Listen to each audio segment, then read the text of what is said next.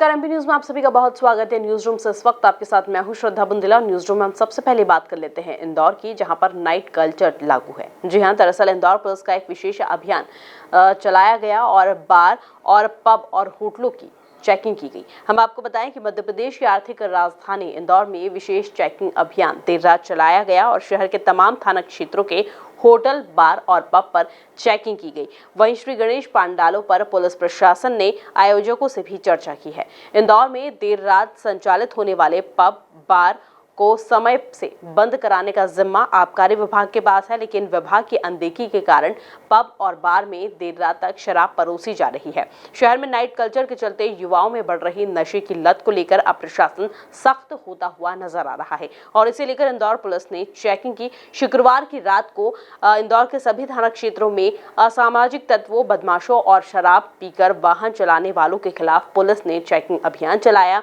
साथ ही शहर में लगे गणेश पांडालों के आयोजकों से भी यहाँ चर्चा की गई है और अभियान के दौरान जो भी व्यक्ति शराब के नशे में पाया गया उस पर कार्रवाई करने की बात भी यहाँ पर की जा रही है और ये जो अभियान है वो लगातार किया जाएगा, ऐसी बात भी सामने निकल कर आई है। खबरों में आगे बढ़ते हैं और यहाँ पर हम बात कर लेते हैं खंडवा की। दरअसल मध्य प्रदेश के खंडवा जिले में पिछले दिनों तेज बारिश के चलते बाढ़ सी आ गई थी और उसी के चलते कई नावक की जो नाव है वो नर्मदा नदी में बह गई।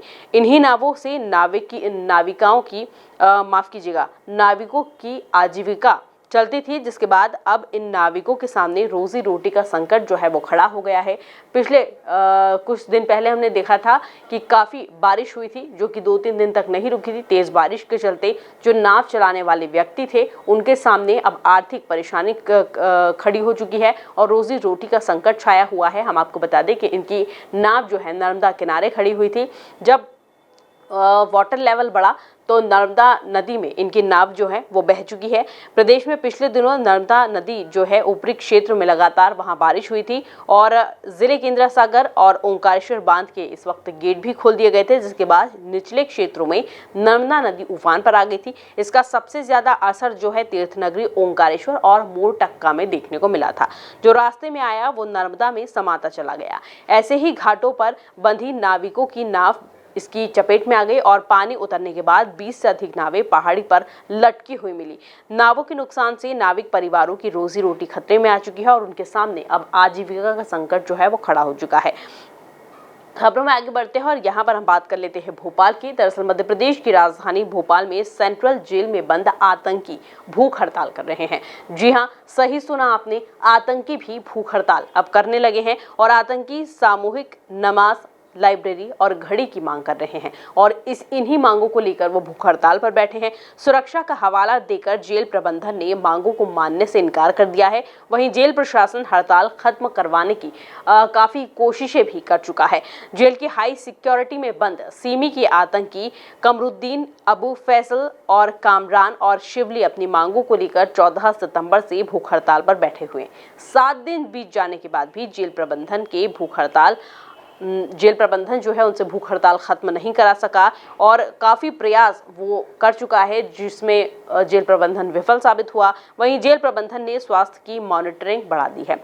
जेल की हाई सिक्योरिटी सेल में बंद सिमी के आतंकी जो हैं, हम आपको बताएं कि 14 सितंबर से भूख हड़ताल पर बैठे हुए हैं और लगातार घड़ी और नमाज और लाइब्रेरी की ये लोग मांग कर रहे हैं। खबरों में आगे बढ़ते हैं और यहाँ पर बात कर लेते हैं हम शहडोल की। दरअसल शहडोल जिले के जैतपुर विधानसभा क्षेत्र में किसानों ने SECL के विरोध में आंदोलन शुरू कर दिया है। 5 साल बीत जाने के बाद भी किसानों को मुआवजा और नौकरी नहीं मिल रही है, जिसके विरोध में किसानों ने धरना प्रदर्शन शुरू कर दिया है। किसान कह रहे हैं, हम काफी समय से परेशान हैं, लेकिन हमारी मांगों को नहीं सुना जा रहा है और इसी कारण से यह धरना प्रदर्शन किया जा रहा है।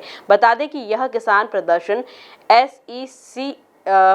SECL सोहागपुर के खैरहा भूमिगत खदान के विरोध में किया जा रहा है। हम आपको बताएं कि 2017 में कुल 1055 एकड़ भूमि का ग्रहण किया गया था, जिसमें ग्राम पंचायत खैरहा की 507 और ग्राम पंचायत खन्नात की 477 एकड़ भूमि अधिग्रहित की गई थी।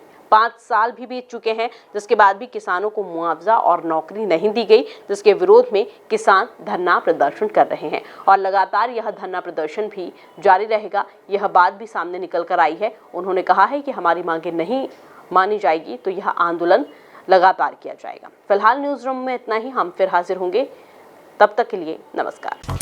एमपी की नब्ज, एमपी का हाल, मध्य प्रदेश की हर खबर एमपी न्यूज टीवी के साथ। लगातार खबरों के लिए सब्सक्राइब करें हमारा YouTube channel MP news TV. Latest updates के लिए बेल आइकन दबाना जरा भी न भूलें।